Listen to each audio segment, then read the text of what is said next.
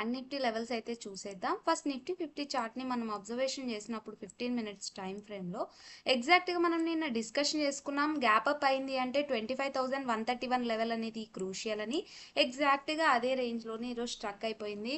Only మనం ఇక్కడ observation చేసినట్టయితే ఈరోజు వచ్చిన మూమెంట్ ఓన్లీ 0.31%, 78 పాయింట్స్ మూమెంటం మాత్రమే మనకి ఈరోజు వచ్చింది.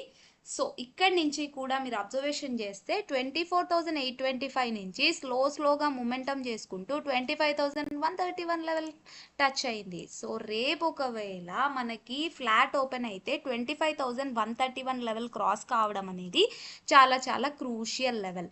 లేదు రేపు గ్యాప్ డౌన్ అయింది అంటే 25,011 లెవెల్ కన్నా కూడా 25,050 లెవెల్ ఏదైతే ఉందో అది చాలా క్రూషియల్ లెవెల్.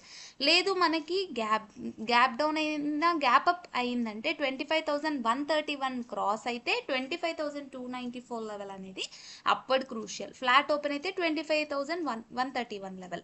అదే గ్యాప్ డౌన్ అయింది అంటే 25,050 అండ్ 25,011 లెవెల్ అనేది చాలా క్రూషియల్ నిఫ్టీలో. సో నెక్స్ట్ బ్యాంక్ నిఫ్టీ చార్ట్ని 15 మినిట్స్ టైం ఫ్రేమ్లో చూసేద్దాం. బ్యాంక్ నిఫ్టీ చాలా రోజుల నుంచి కూడా రేంజ్ బౌండ్ ఉందని మనం డిస్కషన్ చేస్తూనే ఉన్నాము. సో దీన్ని అబ్జర్వేషన్ చేసినట్టయితే ఎగ్జాక్ట్గా మనకి డౌన్వర్డ్ చూస్తే 55,600, అప్వర్డ్ చూస్తే 56,000. ఈ 400 రేంజ్లోనే ఇది కన్సాలిడేషన్ అవుతూ ఉంది. సో మనకి రేపు ఫ్లాట్ ఓపెన్ అయింది అని అంటే ఇక్కడ నుంచి కూడా 55,600 లెవెల్ డౌన్వర్డ్ సపోర్ట్ జోన్. లేదు మనకి గ్యాప్ అప్ ఓపెన్ అయింది అని అంటే 56,000 జోన్లోనే ట్రేడ్ అయ్యే ఛాన్స్ ఉంటుంది.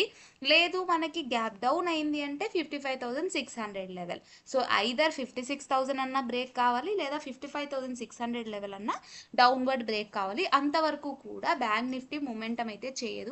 నాకు తెలిసి మంత్లీ ఎక్స్పైరీ అనేది 56,000 నుంచి 55,600 రేంజ్లోనే ఉండే ఛాన్సెస్ అయితే ఉన్నాయి బ్రేక్ అయ్యే వరకు. కాబట్టి మంత్లీ ఎక్స్పైరీ తర్వాత ఏమైనా మనం బ్యాంక్ నిఫ్టీలో మూమెంటం చూసే ఛాన్సెస్ అయితే ఉంటాయి.